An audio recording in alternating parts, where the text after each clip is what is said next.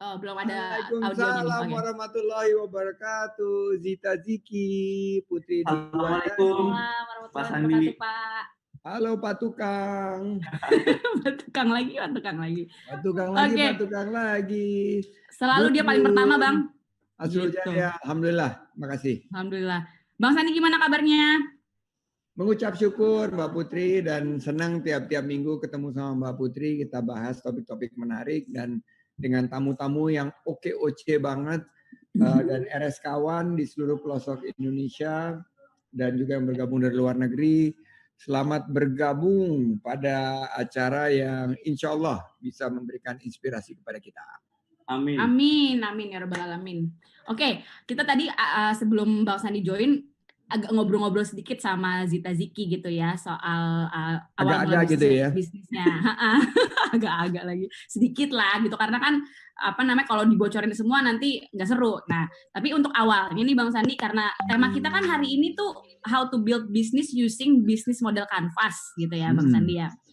Ini mungkin keren milenial banget, siapa sih yang milih topik-topik ini keren banget deh. Siapa sih? Sandi X RSK Talk nih luar biasa deh. Iya nih emang nih. Ini timnya siapa sih? Oke. Nih Bang, jadi kan millennials di sini gitu ya, mungkin ada yang masih belum paham apa sih sebenarnya bisnis model canvas gitu. Belum tahu tuh apa Bang. Itu canvas saya taunya buat ngelukis. Canvas itu buat ngelukis atau kadang-kadang buat jadi tenda. Iya benar gitu. Nah, tapi sebenarnya bisnis model canvas. Nah, kita juga ada streaming nih di Facebook. Apa kabar semua teman-teman yang bergabung di Facebook? Oh iya, udah nih. Kita sapa semua juga, ada yang di Zoom. Wow, keren banget. Iya, ada yang di Zoom, ada yang di Facebook, ada yang di IG Live-nya RSK gitu. Di IG-nya Zita juga. Ada dong, biasanya ada. Ada. Dan sebetulnya ada Zita Ziki sih sebetulnya keren banget nih. Kita jadi dapat counterpart yang bisa real life cerita tentang bisnis model canvassing. Karena waktu aku memulai menjadi pengusaha itu nggak pakai bisnis model canvassing. Aku kan jadi pengusaha itu kan kecelakaan. Jadi tiba-tiba aja gitu nyemplung jadi pengusaha learning by doing karena pas di PHK nggak pernah punya pengalaman bagaimana membangun usaha. Akhirnya trial and error berkali-kali kita mulai sebagai konsultan keuangan bertransformasi. Nah, kalau saya ngelihat ke belakang gimana caranya mengelola bisnis, ternyata bisnis canvassing ini adalah salah satu tools yang membangun pengetahuan kita tentang ekosistem yang kita coba hadirkan dalam bisnis kita. Solusi apa, bagaimana caranya, paling enggak 5W dan 1H deh. When, what, where, why, who, 5W dan 1H. How to get there. Nah, kalau kita lihat penting banget nih bisnis model bagi para pengusaha. Kalau kita lihat di slide yang mestinya udah ditampilkan oleh teman-teman rumah siap. Hello. Nah, ini dia nih. Teman-teman RSK. Oke. Nah, dalam membuat bisnis kita lihat kan 78% bisnis itu gagal karena kurangnya strategi, kurangnya rencana bisnis yang baik, kurangnya analisa sebelum memulai. Ini dulu saya sempat adu argumen sama almarhum Om Bob Sadino. Karena ini ada dua tim nih, biasanya kan ada tim kopi lawan tim teh, tim tim diaduk, bubur diaduk atau nggak diaduk. Aku ini masuk tim business plan. Kalau Om Bob Sadino almarhum itu tim just do it. Nah, ternyata apa yang dulu saya perjuangkan itu ternyata ada research-nya, yaitu ternyata bisnis gagal itu karena kurangnya strategi dan bisnis plan. Nah, gimana caranya kita bikin strategi, gimana caranya kita bikin perencanaan, gimana caranya kita bikin 5W dan 1H, gimana caranya kita buat analisa sebelum memulai, itu adalah konsep yang kita dorong di bisnis canvassing. Next. Nah, next ini aku mau lempar ke teman-teman karena nanti ini dibahas ya konsep ini ya. Tapi ini bisnis canvas atau bisnis model canvas ini seperti ini gambarnya.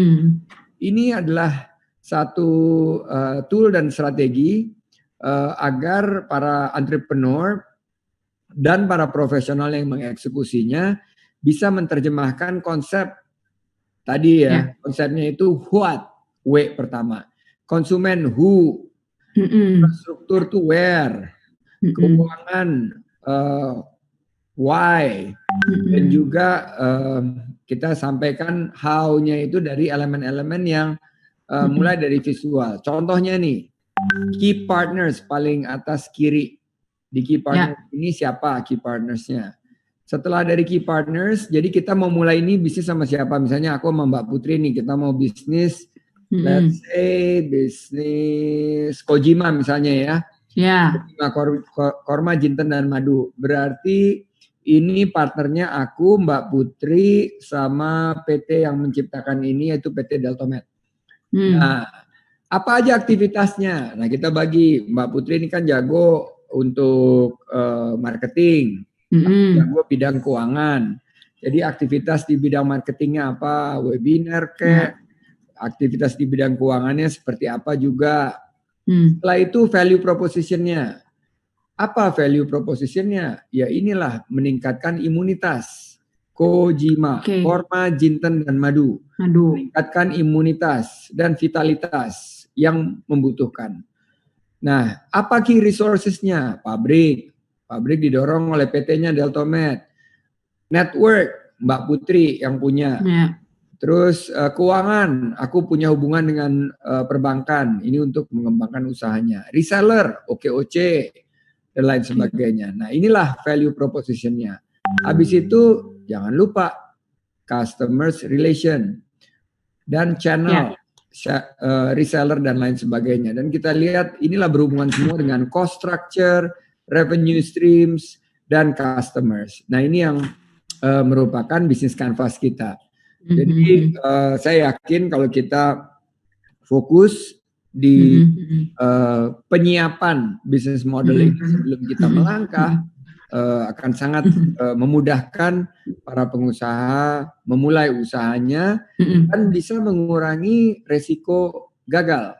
Karena 80% daripada kegagalan itu tadi dia diakibatkan karena kita nggak punya strategi, nggak punya rencana, dan nggak punya kemampuan untuk mengeksekusinya. Gitu jadinya. Wow, jadi memang kalau kita lihat dari bagan si bisnis model canvas itu detail banget ya Bang Sandi ya, bisa benar-benar kebuka gitu, ibaratnya satu ide bercabang-cabang, langsung kita bisa eksekusi untuk oke, kita harus begini, kita harus A, B, C, D dengan si bisnis model canvas itu. Cakep deh. Nah, kalau kita sekarang kita kaitkan ya dengan Zita Delia. Waduh, boleh dong. Tadi kan kita udah seru-seru ngobrol tuh di awal mulanya, boleh ceritain sedikit lah gitu ke kita nih.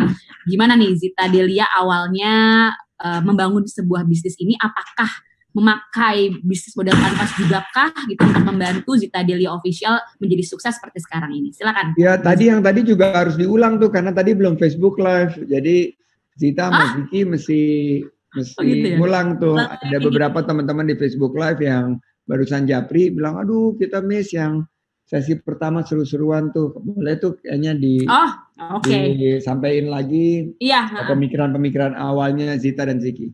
Iya, belum sih, tapi emang kita tadi belum sampai situ ya. Jadi belum ketinggalan kok. Silakan. Mulai dari aku ya. Jadi aku juga sama Pak, aku pengusaha kecelakaan juga. Soalnya aku tuh udah jualan dari kuliah. Nah, itu aku dulu pernah punya bisnis juga yang tadi aku sebutin, NYOD sama In Her Dress. Tapi di tengah jalan aku berhijab, dan di situ aku mau nggak mau harus memutus, aku berhenti bisnis itu karena jualannya bukan baju hijab. Nah, di situ akhirnya aku mulai berbisnis karena bingung melihat peluang sebenarnya, karena aku di situ kadang bingung milih jilbab. Jadi aku akhirnya ya udahlah, kenapa aku nggak usaha aja, sekalian aku punya profit juga kan. Nah, di situ aku akhirnya menjalankan bisnis nih sendirian pertamanya, karena kakakku masih kerja di Kalimantan. Nah, di situ akhirnya aku menjalankan bisnis, tapi kenapa sih nggak maju-maju, stuck gitu. Tadi seperti kayak yang slide Pak Sandi, kegagalan ya, karena kita nggak punya bisnis plan. Nah, pas banget Kak Ziki itu pulang dari Kalimantan. Akhirnya aku brainstorming sama dia berdua. Nah, disitulah dia ngasih advice kalau kayaknya bisnis lo itu harus punya plan sama strategi yang baik gitu biar kedepannya kita bisa berkembang. Nah, misalnya nanti dibantu sama Mas Ziki, soalnya dia yang paling paham soalnya kalau udah bisnis plan kayak gitu. Kalau aku kan playernya. Assalamualaikum Pak. Izin menyampaikan apa? Waalaikumsalam Mas Ziki. Oke Mas Andi, kebetulan saya itu dulu kan dari 2011 itu, saya dulu masuk karyawan Adaro Pak. Oh iya, wah. Dan habis dari Adaro kebetulan saya lanjut ke Triputra, ke tempatnya Pak Teddy. Ke tempatnya Pak Teddy ya, di bagian mana di Triputra, di Sawit? Saya di HR Pak, kebetulan penuh, full, dari awal HR-nya. Sebelum Pak ini masuk, sebelum Pak siapa HR direkturnya? Aduh, aku tuh kok jadi lupa. HR direkturnya grup Adaro yang dari Asra, aduh. Oh, nah saya ke Triputra waktu itu gara-gara ngobrol sama beliau Pak. Oh. Tapi saya tiba-tiba juga jadi lupa nih gara-gara apa jadi lupa. Saya juga lupa ini kalau begitu dikasih tahu Adaro jadi teringat nostalgia yang seru-seru sih. Oke, jadi saya kebetulan kan menghabiskan waktu mungkin setengah dari masa kerja saya itu kan di Adaro sama di Triputra Pak. Jadi di sana itu saya banyak belajar mengenai bisnis proses, mengenai bisnis planning juga walaupun saya di HR. Nah, dari situ saya kesempatan belajar sama banyak orang-orang hebat juga kan. Cuman kan namanya juga kita waktu itu masih karyawan ya. Jadi kita belum punya arena untuk mengimplementasikan ide kita juga gitu. Nah, alhamdulillah saya kan dapat kesempatan waktu itu pulang kembali ke Jakarta setelah merantau hampir 5 tahun di Kalimantan. Nah, habis itu saya pulang ke Jakarta. Oh, Pak Pri maksudnya, Pak Pri ya? Dulu di bawah Pak Priyadi ya? Pak Pri itu GM di Adaro-nya Pak, yang di HR, yang di site-nya. Yang maksud Bapak itu saya tahu Pak Julius. Pak Julius. Iya. Penasaran. Iya, aku baru search aja ketemu Pak Julius ya, mantan kolega saya di Adaro dan dia. Ya, saya kebetulan pindah ke Triputra juga gara-gara ikut saran beliau sih Pak. Wah, kok lucu juga ya beliau menyarankan keluar dari Adaro ya, ini nggak benar juga. Karena saya waktu itu udah mau keluar Pak, jadi karena udah mau keluar. Perlu saya kulik lagi nih lebih. Waduh, ini jadi nostalgia ya. Aduh, lucu banget. Oke. Lanjut ke ke topiknya itu. Jadi pas balik itu saya kan banyak melihat bisnis proses dan akhirnya ada kondisi adik saya waktu itu ngajak brainstorming. Dia jualan tapi jualannya gini-gini aja nih gitu. Kok nggak bisa ngembang gitu. Nah, awal pertama itu kita bahkan berawal dari diskusi kenapa kita mengembangkan brandnya tadi kita pakai nama In Her Dress, MYOB, itu kita ganti sama Zita Delia. Satu, kita kepikiran juga ngobrol bercanda nih waktu itu bahwa nih di Indonesia kayaknya seru nih kalau brand itu pakai nama lu aja deh gitu. Dan kayak nama Zita Delia itu kan kayak unik gitu. Saya kepikiran kalau KFC itu tercipta di Indonesia mungkin namanya Colonel Sanders Fried Chicken gitu kan. Cuman karena ini di Indonesia yuk kita bikin nih nama orang, nama lu kayaknya asik nih gitu kalau buat jadi brand dan akan gampang diingat, namanya juga unik. Kenapa kita nggak maju dari situ dulu aja gitu. Nah, dari situ waktu itu akhirnya kita mulai nih apa yang mau dibenahin gitu. Jadi kayak tadi bisnis modal kanvas itu kita mulai praktekin dari awal banget. Jadi benar-benar kayak kita nyari kayak mengenai dari awal itu kan kita mulai dari kayak value itu mungkin lebih kayak visi misi aja teh. Itu tahun berapa waktu ketika Mas Ziki join ataupun membantu Zita Delia? 2015, pas saya ingat banget pas saya baru pindah ke Jakarta. Oke, 2015 ya. Berarti udah kayak setengah jalan gitu ya si Zita Delia-nya juga ya. 5 tahun. 5 tahun. Udah. Karena kalau misalnya kita udah punya kayak dari value proposition, kemudian semua 9 unsur yang tadi mungkin disebutin Pak Sandi itu sebenarnya kita lebih gampang lagi buat kita fokus gitu. Karena kalau misalnya kita nggak fokus, terus kita nggak tahu mau ngapain, itu kan sebenarnya nanti itulah yang bikin bisnis jadi gagal ya. Tadi kayak Gita bilang, bisnisnya gitu-gitu aja gitu. Tapi gimana kita memulai dari menentukan vendor. Ya. Dan perlu tahu kan sampai sekarang itu aja kita memulai bisnis dengan membudidayakan semua masyarakat yang di sekitar tempat tinggal kita pertama di Bandung gitu loh. Karena boleh dibilang kan itu kayak partnership kita banget gitu. Dan itu penting banget sebenarnya gitu. Karena sekali lagi kalau kayak bisnis model Kanvas itu sebenarnya kan cuma tools ya. Tools itu bisa macam-macam. Jadi teman-teman, kalau saya tuh hobi kebetulan misalkan kayak bikin mind mapping. Mungkin teman-teman punya ya tools kayak gini. Mungkin hanya dengan dalam satu. Itu apa? Ini saya sih pakai metode mind mapping hobinya. Mind mapping, Nah, kadang teman-teman bisa kayak dalam satu gambar ini itu bisnis dari A sampai Z-nya tuh udah di luar kepala kita karena kita udah brainstorming berdua nih. Kalau misalnya ini kemana, kalau ini dan kebanyakan tuh pasti pakai start dengan mengapa gitu loh. Nanya terus itu why kan? Bisa why itu bisa bercabang-cabang terus gitu. Kita nggak sebesar, cuman ini dari semua bisnis itu dari objektif kita sampai gimana kita nge-goals itu semua ada dalam satu lembar kanvas ini gitu. Jadi metodenya sih masing-masing ya, karena tools tuh ada. Tapi kalau fokusnya dengan 9 tools tadi, 9 elemen tadi, insya Allah sih lebih fokus kan usaha juga. Kalau kita anggapnya fondasi ya. Fondasi apa gitu. Ya, kalau kadang kan kalau dalam perjalanannya mungkin nih Zita Delia dan juga perkembangan kerudung, perkembangan bisnis hijab di Indonesia ini tentunya kan adalah kreativitas yang muncul gitu kan. Mungkin jadinya pengen ikut arus kanan, pengen ikut arus kiri gitu. Nah, jadi si tadi mind map itu ataupun brainstorm tools yang Zita Ziki miliki itu menjadi ibaratnya ayo balik lagi nih ke buat apa ada Zita Delia gitu ya. Iya, jadi kita tahu kan fokus kita apa. Kalau di tengah jalan ternyata ada perubahan, penyesuaian, kita atau bisa balik sekarang lagi ke awal. Karena ini kan juga kayak kanvas kayak gini kan juga buat reminder kita juga ya Zita. Misalkan kok ada yang melenceng dikit, kira-kira berarti ada yang kurang atau ada yang apa nih. Jadi kita bisa kita bisa memperbaikinya gitu. Itu penting banget sih. Oke. Nah, sejauh ini berarti sekarang udah berapa tahun nih dari 2011 berarti ya Zita Delia ya? Enggak, 2015. Zita Delia. 2015. Oh ya, sorry. Iya, tadi kan ganti nama jadi dari 2015 ya. Tapi udah punya cabang offline udah berapa kota gitu ya, sama resellernya udah berapa tuh? Total hampir 70 ya. 75-an. Hampir 75 online seller di seluruh Indonesia. Alhamdulillah ada 4 di luar negeri. Kemudian di mana aja tuh Mas? Di mana? Taiwan, Hong Kong, Malaysia, sama satu lagi apa sih? Lupa deh. Di mana Lupa dia saking banyaknya ya. Di mancanegara. Itu ciri-ciri pengusaha sukses itu. Kalau udah mulai lupa di mana online sellernya tuh amin. Ini menunjukkan itu udah menunjukkan begitu banyaknya cabang sampai lupa sendiri cabang. Iya. Karena udah jalan sendiri kan ya Bang Sandi ya. Jadi ya udahlah itu udah beres gitu kan kali ya. Jadi udah mikirinnya yang lain lagi, cabang mana lagi nih gitu. Tapi Zita berarti sempat juga ada di site dong di Tanjung ya, atau nggak pernah tinggal di site? Waktu saya mulai kerja itu Zita baru mulai kuliah Pak Sandi. Jadi tadi dibilang kan karena keadaannya saya harus merantau, cari rezeki, adik baru mulai kuliah, waktu itu dia mulai usaha. Jadi sebenarnya kan dia awalnya pengusaha itu dia gitu. Kakaknya pergi, uang bulanan pas-pasan, jadi harus mencari kreatif.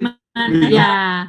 Oke, jadi ini partnership yang luar biasa ya Zita Ziki ya, luar biasa. Kakak, makanya tadi di awal saya bilang itu dynamic duo gitu ya, kompak banget kakak adik, bahkan kayak anak kembar saya bilang tadi gitu. Iya benar. Gitu. Oke. Nah, tapi kok sekarang nih ya kan awalnya udah fokus di jilbab, di pakaian baju muslim. Tapi kok sekarang ke dekor-dekor nih Bang Sandi, jadi mereka ada yang ini nih jualan furniture sekarang nih. Kalau furniturnya sih aku sendiri. Gitu. Karena kan sekarang kalau yang jilbab udah ada timnya juga. Jadi aku kan cuman kayak memantau gitu. Sekarang makanya mau ekspansi lagi ke home. sama mau bikin lagi baju untuk yang formal-formal, ZT Thrive. Wow. Jadi kalau udah kayak gitu udah enak ya Bang Sandi ya. Jadi kalau karena satu udah jalan, jadi bisa gitu ya Bang Sandi merambah-rambah ke yang lain. Ya memang itu bagian dari adaptasi ya. Jadi kalau kita balik lagi ya ke slide saya, pentingnya bisnis canvassing ini, pentingnya bisnis model adalah bagi pengusaha ini untuk memastikan agar bisnis model canvasnya ini easy to understand. Jadi karena itu soul dari tiap-tiap bisnis atau roh dari tiap-tiap bisnis itu ada di bisnis model canvas. Jadi ini harus gampang dimengerti sehingga nantinya kalau dia harus pivot atau harus melakukan vertikal diversifikasi atau horizontal diversifikasi atau diagonal diversifikasi, dia akan mudah menyesuaikan karena sangat replicable. Sangat bisa di modelnya itu bisa di template-nya bisa diulang untuk jenis usaha yang mungkin bisa serupa atau mungkin bisa lain sama sekali gitu. Jadi bisnis model canvasnya harus mudah dimengerti, harus mudah juga di explain. Jadi easy to understand, easy to explain. Yang kedua, fokus. Nah, karena kalau kita fokusnya itu bukan dari segi produknya, tapi dari segi values. Apa yang kita bawa ke stakeholders kita. Jadi bukan hanya consumers, tapi saya selalu bilang bahwa stakeholders kita termasuk juga planet, bumi kita. Juga kita bisa misalnya harus bicara people, manusia yang mungkin customer kita atau bukan customer kita. Tadi juga karena kita siapkan untuk bisnis model canvas ini untuk long run atau untuk masa depan dan kita main dengan nafas panjang, ini harus fleksibel. Sehingga kalau ada misalnya perubahan seperti Zita tiba-tiba pakai jilbab gitu. Terus kan nggak bagus, bukan nggak bagus ya, nggak cocok kalau dia jualannya bikini gitu misalnya. Nah ini harus dia fleksibel menyesuaikan sesuai dengan passionnya yang sekarang. Terus jadi menjual jilbab. Terus customer focus bahwa ujung-ujungnya kita ingin sesuai dengan beberapa anggapan bahwa customer is king, bahwa yang mesti kita lakukan adalah fokus kepada customer dan satisfaction daripada customer, bahwa kepuasan pelanggan itu yang utama dan prioritas. Business model canvas juga harus shows connections. Ini yang saya bilang bisnis berbasis silaturahim. Ayo kita petakan. Tadi kan sudah dikasih lihat mind mapping. Itu memetakan cara kita berpikir. Nah sekarang saya selalu bilang bahwa selain daripada sebagai pebisnis kita punya critical thinking, kita harus juga punya system thinking. Satu pemikiran di mana kita adalah bagian kecil dari ekosistem yang gede. Oleh karena itu kita petakan koneksinya, kita petakan juga saling berhubungan dan relevansinya masing-masing koneksi tersebut. Sehingga akhirnya kita lihat ekosistem ini secara global dan menunjukkan pentingnya kita berpikir bahwa kita hanya sebagian kecil dari ekosistem yang jauh lebih besar. Dan kita, nah ini yang paling penting nih, aku udah kupas di sesi RSK yang sebelumnya ya, RSK1 pasti ingat bahwa business model canvas itu ada 3 level of pitch. Jadi kalau diharuskan Zita sama Ziki mesti pitch di dalam lift seperti saya nge-pitch proposal saya ke Pak Dahlan Iskan waktu saya awal memulai bisnis di konsultan keuangan, itu harus kita deliver dalam 1 menit. Dengan mudah kita pitch, jadi easy to communicate. easy to communicate 1 menit versi pertama, easy to communicate 3 menit versi kedua, karena kalau misalnya kita harus menerangkan lebih lanjut, kita punya versi 3 menitnya, atau easy to communicate 5 menit. Itu yang harus kita lakukan seandainya kita diundang untuk presentasi.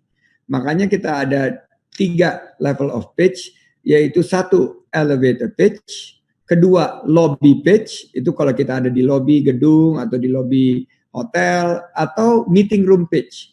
Nah, karena kita di meeting room, jangan muter-muter, jangan sok-sok, wah kita punya waktu 30 menit atau 45 menit ketemu, misalnya seorang yang sangat penting yang kita ingin pitch, terus kita ngalor ngidul, baru di 5 menit pertama kita basa-basi, 5 menit kedua kita muter-muter. Jangan seperti itu, kita fokus di 5 menit pertama kita deliver dulu value proposition kita, business model canvas kita untuk komunikasi. Jadi easy to communicate. Business model canvas ini harus mudah dikomunikasi. Nah tadi bicara mengenai adaptasi kan, kalau nggak salah Mbak Putri juga nanya di masa pandemik ini perlu penyesuaian tadi penyesuaian yang dilakukan oleh Zita.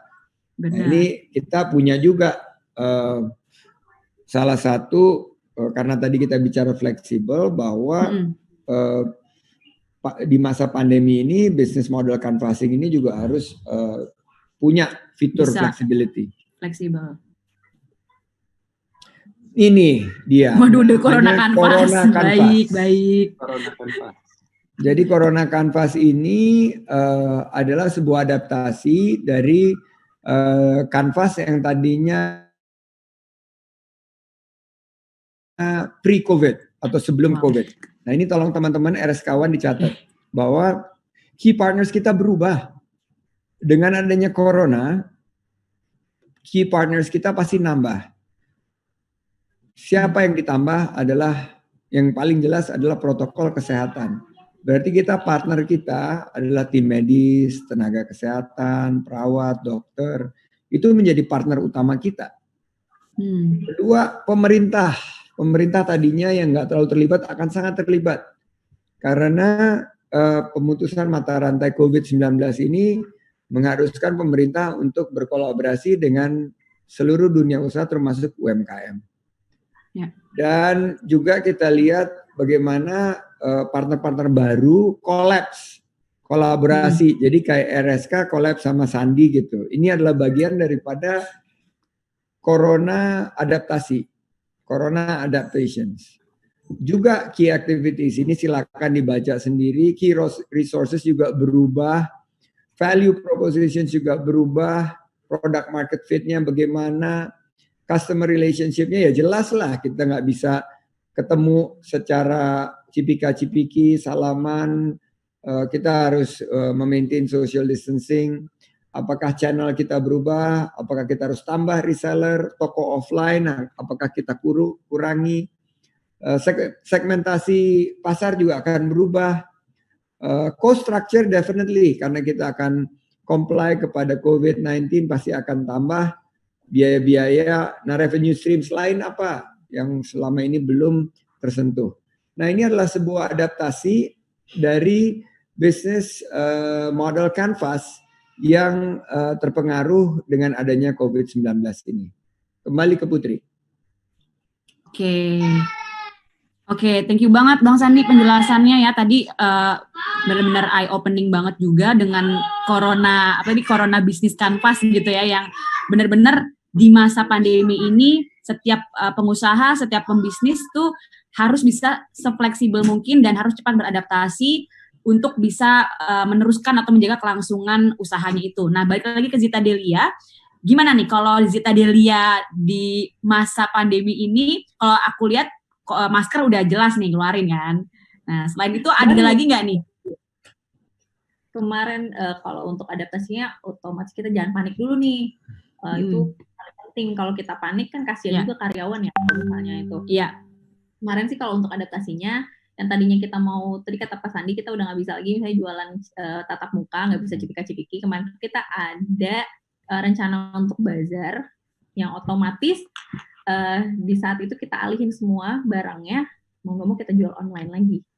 Terus kemarin juga kita ngecek inventaris ya mau kita reinventarisir semua barang kita yang pernah kita bikin, terus kita kumpulin, pokoknya ngumpul lah gitu segitu banyak barang defect ya, barang defect, barang reject itu kita kumpulin dan kemudian kita manfaatin platform online biar menutup biaya operasional, karena waktu itu pernah ikut juga Zoom-nya Pak Sandi kalau cash flow itu is king. Nah, jadi itu. Kita mau memastikan dulu cash flow kita buat operasional, insya Allah aman dulu gitu. Itu yang mau kita amankan dulu. Makanya semua barang kita, mau gudang yang di Bandung, yang di sini tuh kita inventarisir semuanya, kita keluarin, kita manfaatin semua platform online yang ada.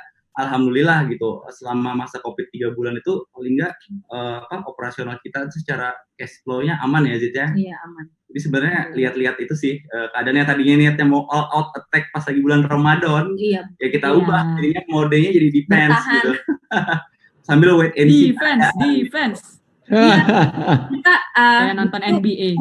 Selama kita defense itu ya kita sambil ngelihat pasar nih kayak gimana. Soalnya aku nggak mau gegabah ya. Maksudnya walaupun kita sebagai pengusaha memang harus mengambil resiko, tapi setidaknya kita meminimalisir yang namanya resiko. Paling nggak tuh yang kita stop itu ekspansinya gitu. Tapi kalau yang ekspansi kita tunda dulu nih sesaat, kita tahan dulu langkah sebentar gitu. Kita sambil wait and see, tapi untuk kayak inovasi, terus kita lihat apa yang mau diperbaiki, terus kita tetap lakukan gitu. Karena Zita ini sebenarnya barang yang dia keluarin setiap season itu sebenarnya udah kita pertimbangin dari setahun yang lalu gitu loh. Kita udah pastinya. Kita udah pikir, jadi kayak tahun ini kita niatnya pengen Indonesia ya, semua Zita semua Indonesia dari tahun lalu. Makanya sebenarnya pas terjadinya COVID ini ya kita langsung merubah mindset sih ya, tadinya mau out attack, ya udah kita defense, tapi kita pastikan juga permainan terus berlangsung gitu, insya Allah. Aduh, the game must goes on. Ini keren banget deh nih.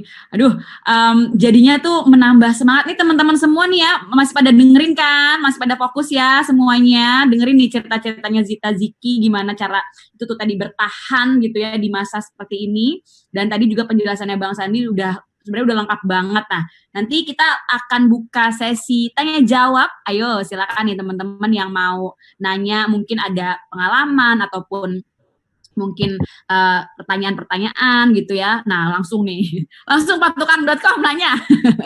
Kalau saya nanya boleh nggak? Oh ya benar-benar. Sebelum kita Q&A, Zita Ziki silakan boleh nanya dulu. Pak Sandi, izin nanya boleh Pak Sandi? Boleh banget. Ya dari kemarin pengen nanya katanya. Tapi sebentar sebelum nanya pengen balik. Bukan waktu itu yang webinar yang mana yang aku cerita ke Asis King itu ya? Dia saking banyak kan nonton Pak. Ini yang kayaknya yang minggu kedua apa ya? Minggu kedua apa minggu ke-1? Cashflow. Ada Pak. Ya ada, saya juga ingat kok. Bang Sandi juga mention juga di ciri-ciri ini pengusaha sukses, gitu. Lupa semakin banyaknya ilmu yang disampaikan, jadi ya udah gitu lupa. Tapi kalau lupa itu kalau toko reseller atau offline luar negeri kan penting banget tuh, lupa sih udah hebat banget sih, aku salut lah kalau gitu. Karena sekarang tuh lebih fokus ke franchise sih, kita lagi bikin franchise store kita di setahun kebelakang ini. Alhamdulillah udah ada 4 sih. Satu lagi apa sih? Penasaran? Ya. Oke, pertanyaannya apa Ziki? Pak, ini saya mau nanya supaya saya juga nge-refresh diri kembali ke awal. Pengen kayak berpikir jadi pemula nih, nanya ke Bapak, barangkali ada yang saya harus perbaiki lagi ke depannya gitu. Aku ingat, bentar interupsi dulu, Singapura, yeay. Itu ciri-ciri pengusaha yang perfeksionis itu, dia lupa tapi dia pengen ingat gitu, akhirnya dapat. Padahal deket banget ya. Oke, sorry Ziki, silakan. Apa? Ini saya nanya Pak, saya sampai nulis nih. Misal pada saat nih, misalnya saya memposisikan di antara teman-teman semua yang ada di sini ya. Misalnya pada saat kita mau mulai suatu bisnis, semua planning termasuk kayak BMC itu udah dilakukan sampai secermat mungkin, seingat kita itu udah sedetail mungkin gitu. Tapi dalam prakteknya sendiri kan sering terjadi sesuatu yang misalnya unexpected gitu. Terus bisa tiba-tiba muncul. Terus pemilik bisnis kayak kita nih harus bisa sesegera mungkin men-tackle keadaan itu kan Pak. Nah, masalahnya untuk para pemula, saya memposisikan diri juga sebagai pemula, konteksnya juga bicara sebagai pemula, hal tersebut bukanlah sesuatu yang pastinya mudah untuk dilakukan. Bagaimanapun kan practice makes perfect. Pemula tentu beda experience-nya dalam menghadapi situasi kayak Bapak lah mungkin yang lebih experience. Nah, something unexpected ini bisa datang dari pilar kanvas manapun yang kita tadi tulis ada 9, kita nggak tahu manapun. Tapi secara general nih Pak, punten saya ingin bertanya, apa saran atau tips dari Bapak untuk para pemula, termasuk saya juga, agar dapat cepat tanggap terhadap permasalahan yang terjadi tentunya, kemudian dengan tidak careless gitu Pak, yang salah-salah nanti malah bikin membahayakan strategi kita lain yang sudah kita jalankan sekarang sudah baik, tapi gara-gara keadaan ini kita mau men-tackle, malah berabe semuanya. Oke, ini nggak ada satu formula yang secret sauce gitu, atau kayak satu resep yang jitu ya untuk tiap bisnis, tapi berbeda-beda dan tergantung keadaannya. Yang disebut sama Bro Ziki ini adalah Black Swan event. Jadi kan biasanya di BMC, di Business Model Canvas itu kita kan semua skenario maupun permutasi-permutasi biasanya sudah kita jabarkan gitu. Tapi nanti ada satu senario yang nggak kepikirkan, misalnya kayak pandemi gitu. Kita misalnya mulai bisnis tahun 2019, bulan Agustus gitu. Ada gitu satu skenario pandemi, ya pasti nggak ada lah. Waktu Adaro bikin Power plan. Adaro lah. Power plan Pak. Power plan. Ya nggak akan ada pemikiran pandemi itu. Atau misalnya waktu Astra misalnya bikin, dia kan punya planning cycle tuh. Ya kalau kita apalagi pernah di Triputra juga pasti ada planning cycle. Mulai planning cycle itu kan biasanya kita bulan September gitu, terus finalisasinya November. Saya jamin nggak pernah atau mungkin sedikit sekali yang menskenariokan ada pandemi bulan Februari. Oleh karena itu, padahal pandemi tahun 2002 terjadi SARS, terus 2013 MERS. Nah, berarti kan kita harus menyiapkan yang unexpected, unplanned. Nah, ini namanya Black Swan, unexpected, unplanned. Nah, kita harus punya satu, ya dulu kan ada tuh biasanya yang suka saya kritisi karena saya akuntan, biaya tak terduga.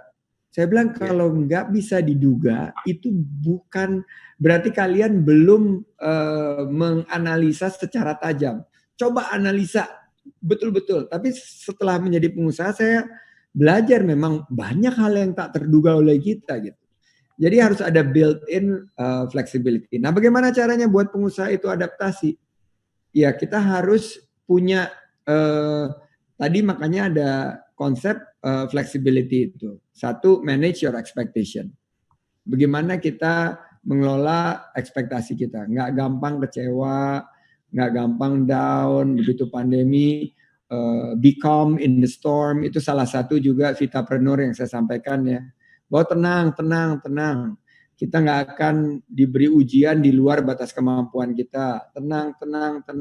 Satu pintu tertutup, akan banyak beberapa pintu terbuka. Jadi positive thinking, the power of positive thinking itu terus terngiang-ngiang di kita gitu. Sambil kita siapkan the worst case scenario. Worst case scenario itu ya betul-betul harus diskenariokan yang betul-betul terburuk. Apa yang betul-betul terburuk? Yang disebut sebagai Murphy's Law atau hukum Murphy. Bahwa kalau hal itu bisa menjadi satu resiko, biasanya dalam hukum Murphy bahwa itu akan terjadi. Kalau bisa kita pikirkan, itu kemungkinannya akan terjadi. Jadi oleh karena itu di grup-grup besar ada skenario planning yang terus dilakukan, membiasakan kita sih untuk bisa berpikir fleksibel, menyiapkan langkah-langkah mitigasi. Dan untuk pengusaha UMKM, menurut saya UMKM itu sebetulnya yang paling adaptif ya, karena mereka lincah sekali bergeraknya. Mereka nggak punya banyak konsideran kalau mengambil keputusan, karena entrepreneurnya itu sangat presence, sangat ada di setiap aspek daripada bisnisnya. Jadi menurut saya kalau singkatnya sih, langkah-langkah adaptif apa adalah yang paling pertama, manage your expectations, serahkan pada di atas, yakinlah badai pasti berlalu, dan nah ini yang paling bagus, jangan pernah ditentang kalau ada badai. Saya pernah nyoba gitu loh. Saya pernah nyoba bahwa enggak, we can do it gitu loh. Ya ditentang aja, akhirnya hanyut. Karena ya arus, kita mau coba berenang ngelawan arus, akhirnya kelelahan, terus kita kena akhirnya kita hanyut dan kita kelelahan. Akhirnya saya belajar, akhirnya saya menepi dulu, take time, reflection. Mungkin ini Allah ngirimkan, atau Tuhan yang Maha Kuasa ngirimkan hal ini untuk kita masuk pit stop lah, kayak kalau tadi kan mainnya defense gitu ya.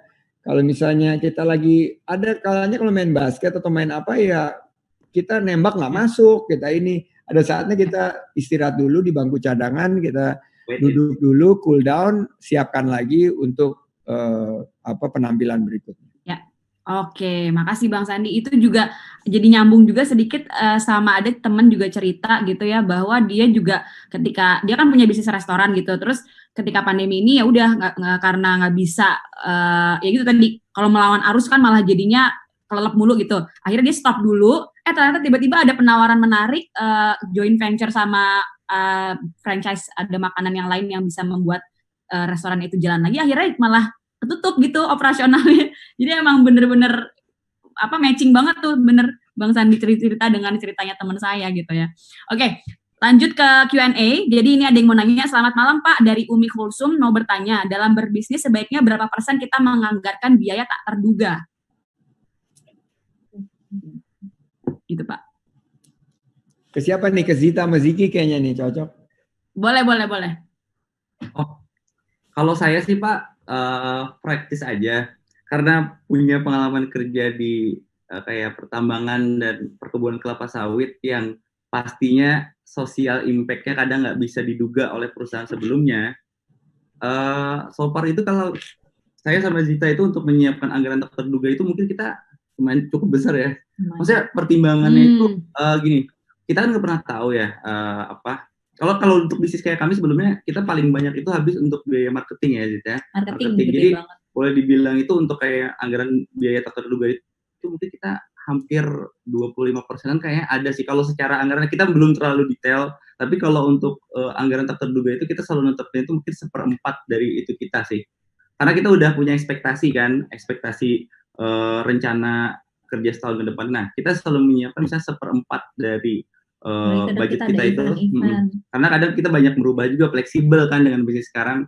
Ya walaupun nggak seperti di dunia pertambangan atau di perkebunan yang mungkin social impact-nya bisa membuat dana tak terduga itu lebih lebih itu ya Zit ya. Tapi kalau dengan yang sekarang ini sih kita serius banget menganggarkan yang kayak gitu tadi. Oke. Gitu Mbak Umi Kulsum pandangan yang lebih lengkap. Oke. Siap. Semoga membantu ya jawabannya. Nah, lanjut lagi kita ke pertanyaan kedua dari Pak Tukang nih ya. Sampai 2 kali dikirimnya soalnya ya. Dan pertanyaan juga cukup bagus. Bagaimana jika kita sudah menuliskan bisnis model kanvas dan juga ditempel di kamar, tapi kita kesulitan dalam menentukan target dan key performance index untuk mencapai target? Apa tipsnya? Ada tipsnya nggak dari Papa Online dan Kak Zita Ziki gitu? Papa Online dulu. Papa Online dulu. Tadi tuh menarik juga sih Umi Kulsum mengenai biaya tak terduga. Saya kalau di bisnis kita tuh ya mungkin 10-15% gitu ya. Tapi saya nih kan tadi udah cerita, because background saya adalah finance, keuangan, dan kita presisi banget gitu. Saya tuh sebetulnya nggak terlalu suka surprises. Kayak besok nih kan saya mau ulang tahun nih. Besok tuh saya tuh udah bilangin sama semua orang-orang dekat saya tuh jangan dikasih surprise. Karena waktu umur 40 ada yang nyoba kasih surprise party, saya hampir copot jantung saya gitu loh. Karena saya bilang yang mau kamu bahagiakan siapa gitu? Yang ulang tahun atau kalian mau bahagiakan diri kalian sendiri, nyuprasin orang yang kaget gitu. Nah jadi biaya tak terduga itu juga something yang I don't like. Padahal harusnya kan kita bisa untuk ada posnya gitu ya. Ada posnya gitu, kita bisa memikirkan. Tapi memang pada kenyataannya ada biaya tak terduga dan biasanya kita 10-15%. Untuk Pak Tukang, ini bisnis model ditempel di kamar dan menentukan target dan key performance index itu sulit untuk mencapai target. Karena memang ya bisnis itu punya karakteristik yang berbeda-beda terutama. Dan untuk Pak Tukang, kalau kita berulang kali miss target berarti ada salah prosedur atau salah metodologi kita dalam menentukan KPI kita. Jadi lebihlah realistis dalam menentukan KPI dan saya usulkan Pak Tukang ini apalagi udah gabung banyak di kegiatan RSK dan sebagai RSKawan sejati haruslah memiliki mentor karena mentor ini akan menuntun langkah kita untuk salah satunya menentukan KPI yang reasonable. Jadi ada 2 skenario atau minimum 2, ada yang maksimum 3. Jadi base case scenario, ada yang best case scenario, dan ada yang worst case scenario. Nah kalau kita sudah tetapkan seperti itu, pastikan minimal kita hit base case scenario KPI. Nah itu yang harus waktu saya mengelola portfolio investasi itu yang tiap tahun saya selalu ingatkan diri saya sendiri dan tim saya, para investor kita akan sangat melihat KPI kita. Dan kalau kita konsisten bisa mendeliver performance kita di atas KPI kita, ini kita akan mendapatkan kepercayaan daripada stakeholders kita. Wah, mantap. Oke. Itu ya penjelasannya tadi ya, paktukang.com. Oke, satu lagi pertanyaan sebelum kita closing. Ini ada dari mana nih? Oh, Kustiana Firdanti ya. Hai Pak Sandika, Zita, dan Mas Ziki. Ayah mau nanya, kan katanya pengusaha itu harus berani ambil resiko. Gimana caranya kita meminimalisir resiko di bisnis kita? Dan untuk biaya marketing itu harusnya di anggaran sendiri atau gimana Kak? Baiknya berapa persen dari modal yang kita punya ya Kak, kira-kira? Silakan Zita Ziki. Oke, baik gini ya. Kalau misalkan tadi pertanyaannya gimana caranya kita meminimalisir ya? Sebenarnya itu balik ke awal ya. Kalau tadi kan gimana mau meminimalisir resiko? Sebenarnya simple. Ya tadi Pak Sandi bilang kalau udah kebingungan ya cari partner bisnis. Kebetulan saya partner bisnisnya dari kecil, partner berantem dan lain-lain ada di sini gitu. Jadi adik saya ini kritis apa, saya jawab ini. Jadi kita dari kecil memang udah biasa berdebat. Jadi kalau mau memulai ini tadi kan sebenarnya balik lagi ya, seberapa dalam Anda memahami mau ngelakuin apa gitu. Kalau kami sih biasanya gini, kita ngomong apa, saya tanya kenapa, ya kayak tadi nanya terus sampai kalau sampai udah pusing banget kenapa nggak bisa jawab atau itu berarti kita bisa nemuin tuh nanti di mana resikonya tadi gitu. Nanti kalau kita udah mumetnya di mana, karena kan kalau ditanya nanya apa, kenapa, jadi start nanya terus kalau udah ketemu mentok di mana, baru kita bicara bagaimana ngatasinnya, apa yang kita lakuin gitu. Jadi kita dapat solusinya. Jadi mumet dulu dengan pertanyaan kenapanya, cari dulu terus gitu. Habis itu baru kita lanjutin dengan gimana kita ngatasinnya, apa yang mau kita lakukan gitu. Sebenarnya kan di situ kunci untuk mendapatkan mitigasi resikonya tadi gitu. Nah kemudian untuk biaya marketing sendiri, karena kita ini kan sebenarnya tadinya kita bisnisnya boleh dibilang B2C ya, bisnis ke customer langsung. Kalau sekarang kan kita banyak jual ke reseller. Jadi reseller kita yang menyampaikan lagi barang-barang kita ke customer. Jadi kalau bilang dari dulu B2C, kita sekarang coba mengimplementasi lebih ke B2B gitu. Jadi biaya marketingnya sendiri sekarang kita 10%-an sih sekarang. Oke. Tapi kalau dulu pas kita mungkin bener-bener mencoba menarik atensi orang, ya pastinya lebih besar dari itu. Tergantung dari bisnis teman-teman sekalian yang mau dilakukan gitu. Di situ juga tergantung marketingnya. Perbanyak network, kalau network udah makin banyak tentu biaya marketingnya juga pasti makin menipis. Pasti menipis kan gitu. Karena kan jadinya udah itu ya kan ada word of mouth juga gitu. Terus masing-masing gitu ya, jadi udah nggak terlalu banyak, jadi 10% itu tadi ya, kira-kira ya. Kalau sekarang sih itu. Oh sekarang, oke. Awal-awal 30% kurang lebih. Oke. Wow, lumayan ya. Iya. Iyalah.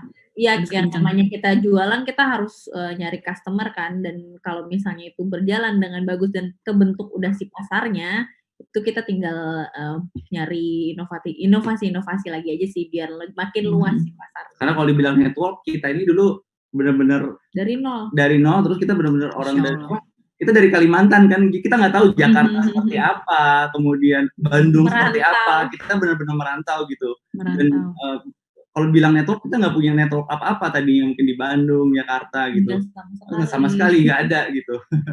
Kalau lebih seperti itu. Nah. Baik, terima kasih Zita Ziki. Bang Sandi mau tambahin? Enggak sih, keren banget udah. Terima kasih, inspiratif banget. Dan senang banget lihat kakak adik kompak. Aku pengen nunjukin ke anak-anakku tuh lihat kakak adik kompak. Iya ya. Berantem juga Pak. Berantem tapi boleh, tapi berkarya juga gitu sama-sama ya. Iya, berantem yang menghasilkan solusi kalau berdua ini kayaknya nih. Gitu loh. Oke, ya, dan sudah ditutup ya Q&A sessionnya. Jadi terima kasih teman-teman yang sudah berpartisipasi. Tadi sudah nanya-nanya. Mohon maaf juga masih ada yang belum bisa dijawab, nanti di next session gitu ya. Join lagi Sandi X RSK Talk, atau mungkin boleh langsung ini nih. Ada jadwal manggung apa Zita Ziki mungkin gitu ya. Ada webinar-webinar di mana lagi yang lain mungkin boleh dikasih tahu. Iya ya. Nah, jangan lupa follow juga akun Instagram pribadinya apa? Boleh nggak di-follow sama teman-teman RS-kawan? Boleh. Zita Ziki. Boleh. Kasih tahu dong. Kalau saya nggak punya Instagram karena kalau saya main Instagram saya nggak ada waktu buat ngurusin kerjaan utama di perusahaan, kemudian ngurusin kerjaan Zita, jadi waktunya didedikasiin buat ini aja gitu. Jadi biar waktunya nggak buat ngelihat itu gitu. Itu cukup buat kompetitor analisis aja lah. Widih, duh, saya suka nih yang pemikiran-pemikiran kayak gini nih. Oke, kalau gitu boleh terakhir deh closing statement gitu dari Zita Ziki atau dari Bang Sandi untuk merap up sesi kita pada malam hari ini. Ya, hari ini kita belajar satu fundamental tools ya, atau tools yang sangat dapat membantu lebih dari 80% kegagalan bisnis itu kita hilangkan, kita eliminir karena kita punya tools business model canvas. Bukan berarti apa yang disampaikan oleh almarhum Om Bob Sadino itu salah. Dia kan selalu bilang just do it, jangan terlalu banyak mikir. Sandi ini terlalu akademis dalam melihat peluang usaha. Kalau nggak just do it, kata Om Bob, ini kita akan kehilangan momentum. Tapi menurut saya dengan hasil daripada riset yang menunjukkan bahwa business model canvassing tools ini sangat membantu, semua usaha baik yang baru mau dimulai atau yang sudah berjalan kayaknya duduk sebentar. Kebetulan lagi tengah-tengah pandemi ini kita adaptasi bisnis model canvas kita dengan aspek corona. Dan saya yakin kita bisa pulihkan Ibu Pertiwi sesuai dengan tagline Sandi X RSK Talk ini. Mudah-mudahan RS-kawan terinspirasi. Terima kasih. Selamat bermalam minggu. Oke. Zita Ziki mau nambahin atau udah cukup? Boleh. Boleh ya? Oke, silakan. Aku dikit sih. Kalau misalnya buat teman-teman nih, teman-teman RSK semua yang mau mulai bisnis, kalau kataku tetap harus bikin bisnis plan. Nah, aku aku kan dulu kuliah pendidikan tata busana nih. Jadi aku tuh kadang mikir mirip deh sama kayak kita lagi bikin baju. Kalau misalnya kita bikin baju nggak pakai pola, pasti bajunya miring sebelah atau ada yang apalah itu. Nah, sama juga kayak bisnis kayak gitu. Kita harus tetap bikin si bisnis model kanvas ini kita terapin ke bisnis kita. Dan jangan lupa terus jangan pernah nyerah deh. Oke. Ziki? Kalau saya agak serius dikit nih. Ini kan pandemi ini kan banyak membuka mata kita juga ya mengenai keadaan-keadaan yang nggak terduga. Nah, ini serius sih, maksudnya kayak teman-teman sekalian, ini kan sekarang gara-gara pandemi ini banyak yang mungkin teman-teman yang kehilangan pekerjaan, kemudian tadinya mungkin gajinya penuh, sekarang terus dipotong setengahnya, atau bahkan lebih malang sampai di PHK gitu. Saya juga kan posisinya dua nih, saya bekerja sebagai orang HR, kemudian saya juga setengah diri saya sebagai usaha. Saya pun selalu men-challenge dan menyiapkan diri saya sendiri jika suatu hari saya mungkin kehilangan pekerjaan itu gitu. Tapi saya menyiapkan itu dari sekarang, karena kalau kita nggak melihat bahwa krisis itu, sebenarnya gini, setiap krisis itu kan kesempatan ya. Jadi jangan sia-siakan krisis yang ada gitu. Jadi kalau krisis itu bisa dijadikan sebagai batu loncatan buat teman-teman lebih baik, kenapa enggak? Jadi startlah dengan mulai dari sekarang bikin kayak bisnis model kanvas, apa yang mau dilakukan kalau misalnya terjadi unexpected things yang ada di hidup kita gitu. Jadi kalau misalnya keadaan sekarang banyak teman-teman yang kehilangan pekerjaan, jangan menyerah gitu. Karena percaya deh, insya Allah semoga tadi kayak Pak Sandi juga bilang, semoga pasti ada jalan, satu pintu rezeki tertutup, insya Allah pasti banyak ada pintu rezeki terbuka. lain yang terbuka. Kita harus yakin sih. Keep positif.